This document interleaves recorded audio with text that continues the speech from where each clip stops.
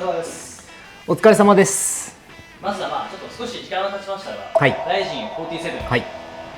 素晴らしい大会でしたね。いい試合良かったですね。はい、9つの試合あってフィニッシュが6つ、どれもやっぱこう見応えのある、いいマッチアップ、驚きもあり、感動もあり、絶望もあり、いろんな感情がこう入り乱れるような格闘技ならではの大会だったんじゃないかなと思いました。一つ話題になってたのは、はい、外国人選手が強すぎる、はい、そうですね、強かったですね。いいパフォーマンスはしましたけども、なんかそこもやっぱりこう、そうですね、なんてことしてくれたんだみたいな空気になっててですね、だから本当それこそシェイドライフ選手が武田選手の首絞めてた時、なんか自分も首絞められてた感じがすごいしてあ、やべえ、これやばいやばいっつってもうタップしたくなりましたけど、はい、SNS でもチャリなんてことしてくれたんだ、なんてやつ連れてきたんだみたいなそのコメントもたくさん来てて、はい、もうチャーリー柏木ならぬ、はい、ヘリ柏木かなヘリ柏木ですか。プロメがああ、なるほどなるほど、開国してくださいと、はい、皆さんこんにちは、チャーリー柏木です。7月28日に行われるヨギボープレゼンツスーパーライジン3ライジン、この9年間の歴史の中で初めてのスタジアムバージョン、4万人を収容するようなこのスーパーなイベント、メインカードの朝倉未来選手対平本蓮選手、レジェンド中のレジェンド、マニー・パッキャオがついにライジンでこう生の動きを見せてくれる。でそこの対戦相手は紆余曲折ありながらもこう安保ルキア選手に収まったっていうのも、試合前からもうさまざまなドラマがこう行われてて、これ試合だけ見るのがもったいないっていうぐらい朝倉未来選手と平本蓮選手の因縁、パッキャオ選手はここに来るまでの道のり、安保ルキア選手に急遽降りた白羽の矢、こういった部分をもう事前から知っておくことで、この大会の日がもっともっと楽しめるようになりますので、他の試合もね、今日のこの動画でチャーリーガイドで、いろいろと深掘りしていきたいなと思いますので、本日もどうぞお付き合いのほどよろしくお願いいたします。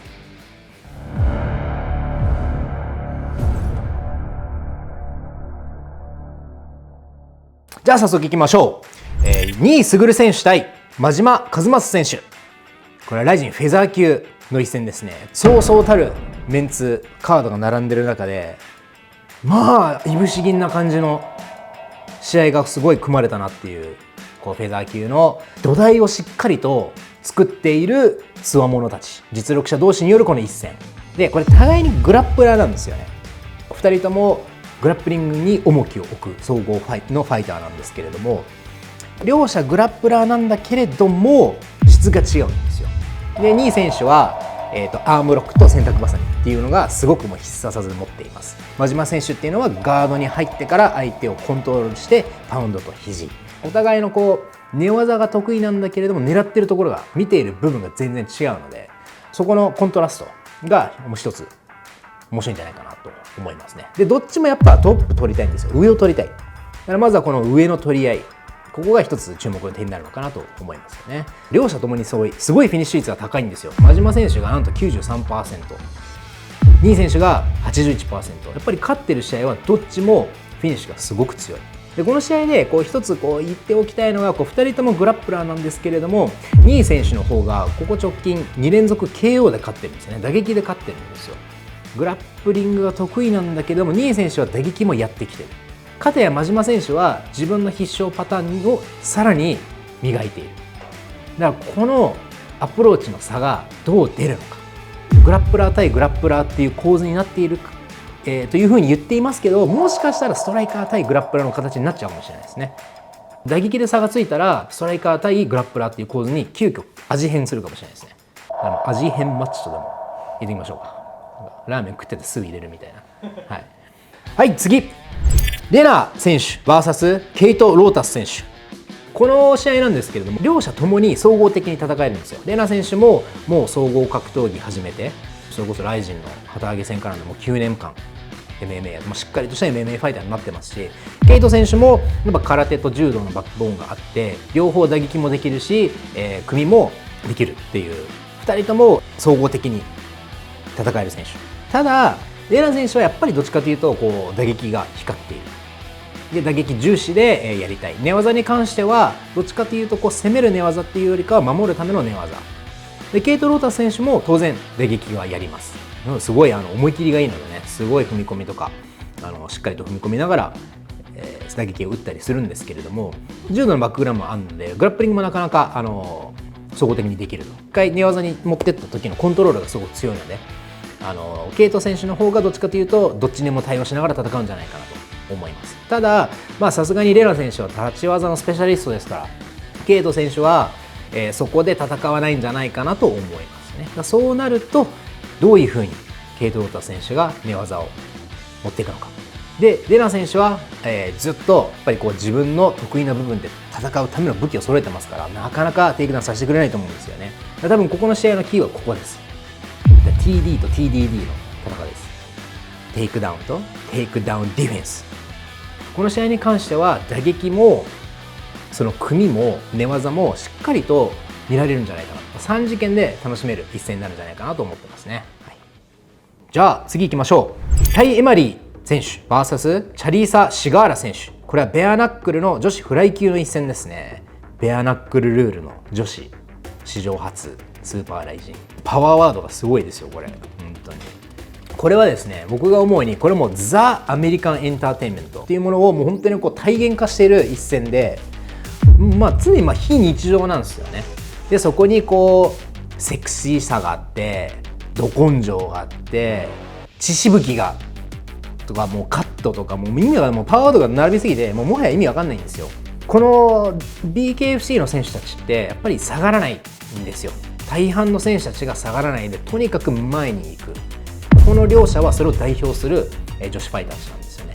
向こうのマッチメーカーがこのスーパーライジン3のカードでこれがファイトオブザナイトになるって言ってたんで、ちょっとお手並み拝見ですよね。これは両選手とも日本で試合ができるっていうことでモチベーションがむちゃくちゃ高いんですよね。本当にもうアピールをしたくてしょうがないんですよ。さっきみたいにアメリカンエンターテインメントなのでファイトウィークから彼女たちの動向には注目した方がいいんじゃないですか。インタビューだったり写真撮影、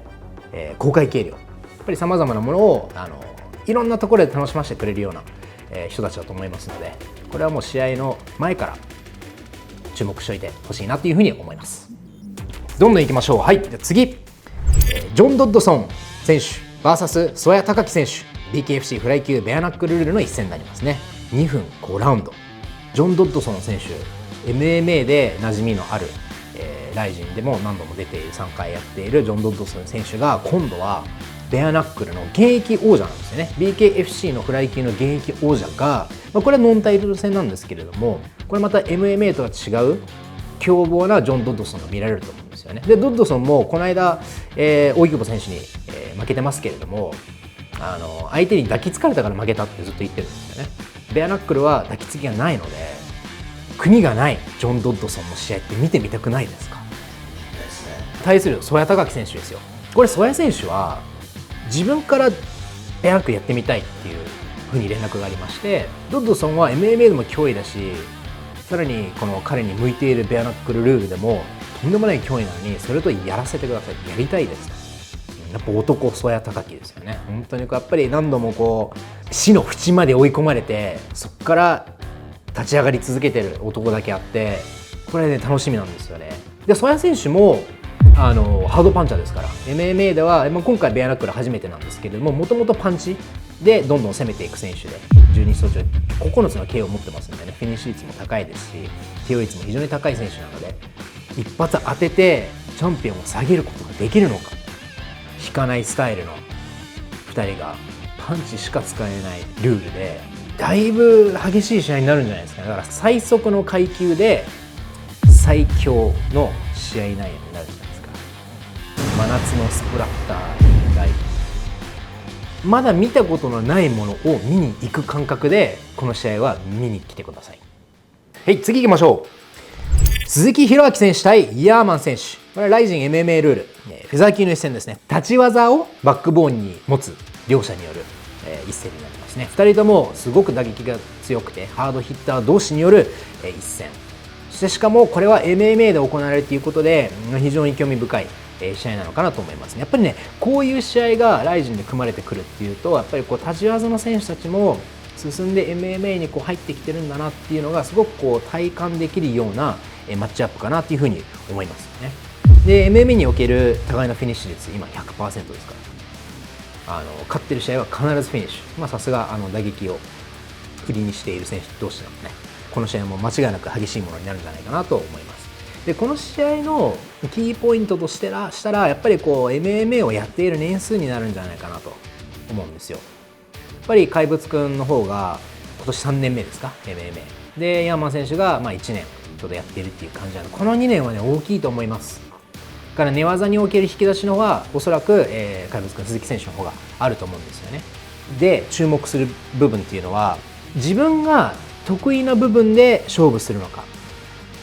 MMA らしく勝率の高いところで勝負するのかで、その選択肢を誰が強要するのか、この3つは、この試合に当てはまるんじゃないかなと思います。っていうのも鈴木選手もヤーマン選手も当然打撃の方が得意なので、でも打撃である程度の差が出てきた場合、どっちかがMMA なので勝率の高い方に行きたい。鈴木選手からしたらやっぱり寝技長くやってますし、盆栽柔術の選手たちと練習をしてるわけなので、おそらくテイクダウンしたら分があるんじゃないかなと、鈴木選手の方が。だから鈴木選手はテイクダウンで勝率の高い方に行くのか、しっかりとした MMA をやるのか、ヤーマン選手はそこを防ぎたい。やっぱり引き出しのある方が選択肢多いので、試合を動かしていくっていう感覚になるんですよね。技術のところもそうなんですけれども、どういう選択肢をどの選手がしていくのかっていうのがこの試合結構分かりやすいんじゃないかなと思うんですよね。だから1ラウンド目がすごく注目ですね。1ラウンド目の様子見でおそらくお互いの作戦が固まっていくんじゃないですかね。だから1ラウンド目の、お互いの探り合い、ここは非常に興味深いものだと思います。はい、どんどんいきましょう。芦澤龍成選手対浩二選手、これはライジン MMA ルールバンタム級の試合ですね。最初の試合はキックボクシングで、スプリット判定で芦澤選手が勝ったんですけども、リマッチを MMA でやるっていうのは実にライジンらしい、ライジンにしかできないようなこういうストーリーの作り方だなっていうふうにやっぱ思いますし、すごい興味のある一戦だなと思います。両者常に前回からもそうですけども、会うたびにバチバチにじゃないですか。会見で顔を合わせたらバチバチ、試合で合わせたらバチバチ。今回も同じ感じになるんじゃないかなと。これが MMA なのでどういう流れになるのかなっていうのはすごく思いますよね。僕の中で、注目している点は、打撃がどう変化したか。 MMA においてキックボクシングの打撃をそのまま MMA に持ってきているのか、それとも MMA の打撃に変わっているのかっていう部分が一つの注目点になりますね。であとは寝技の動きですね。グラウンドに行った時にどういう動きをするのか、その動きとか対応の仕方によってやっぱりグラウンドでちゃんと寝技の練習していたのかしてないのかっていう部分が分かるんじゃないかなと思います。これはいつも言ってるんですけど、やっぱり寝技ってやらないと覚えないですから、絶対に感覚でなんとかなるっていうものでもなくて、本当にちゃんとやらないと決まるものも決まらないですし、そこを一個一個地道な作業をやっていかないと身につかない寝技っていう部分をこの両者キックから MMA に転向してきてどれだけ真面目にやってきたのかっていうのが多分本当にね、もう正直に出ると思うんですよ、この試合。なので、自分としては当然その寝技が見てみたいなと思うんですけれども、内容はどうなるんでしょうかね。打撃戦になるのか、でも MMA なのでせっかく練習してきている寝技を披露するのかっていう部分が注目になりますね。この試合を見て両選手の MMA におけるこの先のストーリーっていうか対戦相手とかキャリアだっていうものが見えてくるんじゃないかなと思います。はい、次行きましょう。所秀夫選手 VS 広谷選手、ライジン MMA ルール、これは59キロでの一戦ですね。このコントラストとんでもないですね。これ年の差何歳あるんですか。これ26歳対46歳、20歳の差です。これちょっと調べたんですけども、所選手は広谷選手が生まれる4年前にプロデビューしてるんですよ。で今回71戦目です。とんでもないですよ本当に。所秀夫選手やっぱりこの年でもやっぱ続けている、これだけの長い間現役で戦い続けているっていうこの事実は本当にすごいものだと思いますし、所秀夫っていうファイターの生き様、この集大成を今回のスーパーライジンで見せたいんじゃないかなっていうふうに思ってますし、この試合はもう年齢もそうだし生き方もそうなんだけれども、やっぱコントラストですよね。この対照的な2人っていう部分が非常にこう当てはまる一戦になるんじゃないかなと思います。というのも所選手ってやっぱこの回転系のスタイル、あれはもうずっとこの70戦ずっとスタイルでやってきている。で広谷選手もやっぱ打撃もやりつつ寝技もやりつつ総合的に戦う現代 MMA を目指している広谷選手、このやっぱこうどんなスポーツにも訪れるこの新旧っていうか、この入れ替わるのか入れ替わらないのか、これは間違いなくライジン、そして日本の格闘技において歴史的な1ページを刻む一戦になるんじゃないかなと思います。はい、次行きましょう。斉藤豊選手対久保優太選手、ライジン MML、 これフェザー級、今熱いフェザー級の一戦、これ元チャンピオンの斉藤選手がキックボクシングから転向してきた久保優太選手に迎え撃つっていうような感じになる一戦なんですけれども、この間の高橋遼吾選手との試合で久保選手のこう今の現状どこら辺にいるのかっていうのが明確に分かった一戦なんじゃないかなっていうふうには思います。でその久保選手なんですけれども、とにかくこう頭がいいというか、こう機械的な戦い方をする、作戦を徹底して遂行するスタイルなんだなっていうのはすごく思いました。久保選手はもうおそらく斉藤豊対策っていうものはしっかりと、立ててきてて、あとはそれを機械のように遂行するだけで、斉藤選手は過去5戦で1勝4敗なんですよ。久保選手は過去5戦で4勝1敗なんですよね。この間の試合では、久保選手の試合ではやっぱりテイクダウンディフェンスがすごく、成長が見られてましたね。テイクダウンを絶対させないっていう部分を徹底してやれてたんで、あれ徹底されちゃうとなかなか取りにいけないですよね。だから斉藤選手はそれを見た上でどういうふうに組み立ててくるのか、そこの打撃と寝技の中間がこの試合のキーになるんじゃないかなと思います。だから組んだ時に、テイクダウンまで持っていければ斉藤選手の試合の流れになると思いますし、組んでからテイクダウンさせずにリセットすることができれば久保選手の流れになっていくんじゃないかなというふうに思いますよね。だから斉藤選手が当然打撃で久保選手とやり合おうって言ったら多分分が悪いと思うんですよ。ですので斉藤選手は自分の中でこうセーフティーゾーンを作りに行かないと、でそれが多分組のところだと、そこからどう料理してやろうかなっていうのが斉藤選手が有利に進める展開になると思うんですけれども、そこの組んだところの要はその打撃と寝技の中間点ですよね。そこを久保選手に弾かれちゃったらきつくなっちゃうかもしれないですよ。この試合はやっぱりどっちかというと斉藤選手がいろいろとこう仕掛けながら久保選手を崩していくっていう展開になるんじゃないかなと思います。はい、次、大井久保博正選手 VS 新龍誠選手、ライジンフライ級の一戦ですね。指定対決、大井久保選手がいつも頭にザって入れてるじゃないですか、 THE ってあれって鶴谷博エンターテインメントなんですよ。要は師匠の鶴谷博さんの弟子ですよっていうのがやっぱり誇りに持ってやってるんですけれども、その鶴谷博が作り出した選手たち、初代が松根亮太選手なんですよ。2代目が大井久保博正選手、3代目が鶴谷蓮選手で、初代の松根亮太選手の弟子が平達郎選手、2代目の大井久保博正選手の弟子が新龍誠になるはずだった。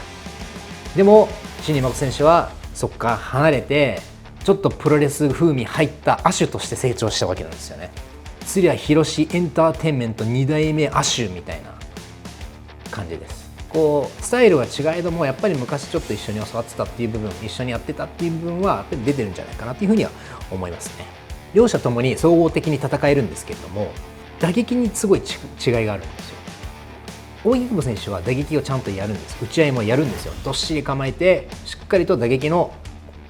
打ち合いもやる。新龍選手は打撃戦にコミットするよりかは打撃からタックルにつなげるための打撃を使うんですよね。そこに一つの差が出てくるんじゃないかなとは思います。寝技だと大井久保選手はどっちかというと押さえつけるでコントロールするタイプ。新龍選手は動いてスクランブルの中から一本を狙いに行く、こういったスタイルですね。だからここのコントラストがやっぱりすごく面白いんですよ。似ているようで全然違う。この試合のやっぱ最大の部分ってやっぱりこう全てにおいて勝負どころなんですよ。打撃においてもうやろうぜと、やってやるよと、比べ合いなんですよ。組んで四つの状態になってるのをここでじゃあどっちが強いかやろうよ。寝技に行っても、どっちが強いか勝負しようよ、比べ合いしようよ。どこに置いてもやっぱ男の意地、元同門としての比べっこが始まるんですよね。比べっこというか、その勝負ですよ。どこ行っても勝負。この試合は技術面というよりか本当に精神的な面で見た方が面白いんじゃないかなとはちょっと思いますね。本当にどこでも勝負で絶対負けたくないはずなんで、お互いに。さっきの所選手と秀夫選手の話でもない試合に似てるんですけれども、必ずどっかで起こる世代交代の一戦なんじゃないかな、そこに、分けてもいいんじゃないかなっていうふうに思う。非常に楽しみな一戦ですね。はい、どんどん行きましょう。次、マニー・パッキャオ選手対アンポ・ルキア選手。ライジンスタンディングバウト特別ルール。3分3ラウンド69キロ契約ですね。まさかこのガイドの動画でマニー・パッキャオ選手っていう日が来るとは思ってもいませんでしたね。マニー・パッキャオ選手がどんな選手かというと、どんなボクサーかというと、比べて分かりやすいのがフロイド・メイウェザー選手が超ディフェンシブ、超防御的なボクサーだとしたら、マニー・パッキャオ選手はその真逆ですね。超アグレッシブな攻撃的なファイター。パッキャオ選手っていうのは自分でもこの間インタビューで言ってたんですけども、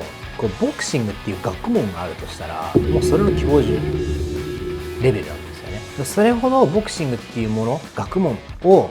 追求してどんどん深掘りをしていって、本当に究極のところまで学び尽くしている。ボクシングっていう学問の本当に生徒であり教授であり、そういった方だとは思うんですけれども、やっぱりどれをとっても一級品ですよね。マニー・パッキャオ選手が自分で一番大事だっつってるのはフットワーク、足が大事だっていうふうに言っているので、それは本当にもう生で見られるっていうこと自体がすごいんじゃないかなと。だからそんなレジェンドに対してアンポ選手がそれこそ話が2点3点して急遽アンポ選手になったわけじゃないですか。これもある意味やっぱアンポ選手持ってるなと思いますし、生ける伝説、もうレジェンドマニー・パッキャオと3分3ラウンド手合わせができる、本気の手合わせができるっていうのは世界中やっぱ本当にないですから、こんな機会。だからそんな機会が与えられたアンポ選手ってやっぱもう失うものがないんで、もう当たって砕けろメンタリティーでいってほしいなと。だからアンポ選手がどうしたら何で上回ってるのかって言ったらやっぱ身長とリーチ、あとは当たって砕けるじゃないですかね。もうどういう試合になるのかもちょっとあんまり予想できないんですけど、やっぱり伝説的なレジェンド、本当に超人もしても一つの国の英雄ですからね。でマニー・パッキャオ選手もやるからにはちゃんと遊びでは来ないと思うんです。遊びに来てみんなを楽しみませよっていうよりかは自分の技術を披露する。でそこで手を抜かないっていう部分で、本気のマニー・パッキャオが見られると思うので、そしてアンポ・ルキアがどこまで食いつけるのか。はい、行きましょう。これメインイベントですね。ついにこれが行われるんですね。朝倉未来選手 VS 平本蓮選手、ライジン MML フェザー級の一戦になります。これ見たかったっていう人たちはもうたくさんいると思いますし、この試合が発表されてからチケットの流域だったり、この全ての流れを見ていても本当にどれだけこの試合が注目されているのかっていうのがすごくよくわかる一戦になるのかなと思いますね。やっぱり令和を代表する総合格闘家同士による本当にスーパーファイト、このカードがあるから埼玉をスタジアムバージョンでやってみようっていう気持ちにもなったわけだし、でそれでチケットもすごく売れちゃってるので、本当にこの試合はどう転んでも歴史的な一戦にはなると思うんですよ。それを踏まえた上でこれ両者のスタイルを比べると、この試合はとんでもなく緊張感がある試合になるんじゃないですかね。注目度もそうですし、やっぱり感情論もそうだし、その事前の煽りもそうだし、本当にピリつくと思うんですよね。緊張しすぎて失神する人出てくるかもしれないですよ。本当に朝倉選手ってそもそも試合するたびに空気がピーンってなるじゃないですか。で平本選手もどっちかというとすごい緊張感のある間を作り出す選手なので、この2人が戦うと向き合っただけですごい緊張感になると思うんですよ。多分見てる方もむやみに応援できないな、むやみに声出せないなっていうぐらい会場全体を飲み込むような空気を作り出すんじゃないかなと。本当それくらい多分4万人の会場を全部飲み込むぐらいの空気を2人が作り出すんじゃないかと思いますね。やっぱこの緊張感を体験できるのってやっぱ会場組の特権だと思うんですよね。この空気を感じにチケットを買いに行くっその価値は十分にあるんじゃないかなとやっぱり思いますんでね。こう本当に今までここにいろいろあって全てあった中でこの2人が試合をしてどんな化学反応が起きるのか。おそらく4万人のスタジアムバージョンの中で針が落ちた音が聞こえるぐらいシーンというする場面とかがあるんじゃないかなっていう、その静寂から一挙手一投足で湧き上がる歓声、悲鳴、絶望の声、歓喜の叫び、もう全ての感情が一体感一体となってこう参加者全員で一つの総仕上げをする作品になるんじゃないかなと思いますね。だから本当にこの試合に関してはやっぱりかかっているものの大きさ、影響力の大きさを考えるとこの試合を作り出すのは観客も一緒に作り出すものだと思います。やっぱり4万人のその空気を作るっていうのはやっぱスターにしかできないですから。でもこの緊張感のある、ストライカーの中でやっぱり絶対この緊張感をこう切ってくるのがタックルになると思うんですよ。間違いなくそうなると思います。でタックルの先は分かんないです。だから平本選手の、テイクダウンディフェンス、朝倉未来選手のテイクダウン能力、両方とももちろん間違いなくレベルはアップしていると思うんですけれども、どっちが勝つのか。平本選手の成長、朝倉選手の成長、どっちの方が上に来ているのかっていう部分ではテイクダウンの攻防、テイクダウンとテイクダウンディフェンスの攻防は非常に見どころがあると思うし、そこの1発目2発目ぐらいの攻防でこの先の展開が予想できる、非常に緊張感のある見どころがある展開になるんじゃないかなと思いますね。でもやっぱりこうタックルと寝技が一つのキーポイントにはなると思います。最後までご視聴いただきありがとうございました。ライジン9年間の中で一番大きなイベント、埼玉スーパーアリーナのスタジアムバージョン、歴史に残るこの一戦、スーパーライジン3ペーパービューは前日の7月27日までであればお得に買うことができます。ライジンを観戦して歴史の生き証人になりましょう。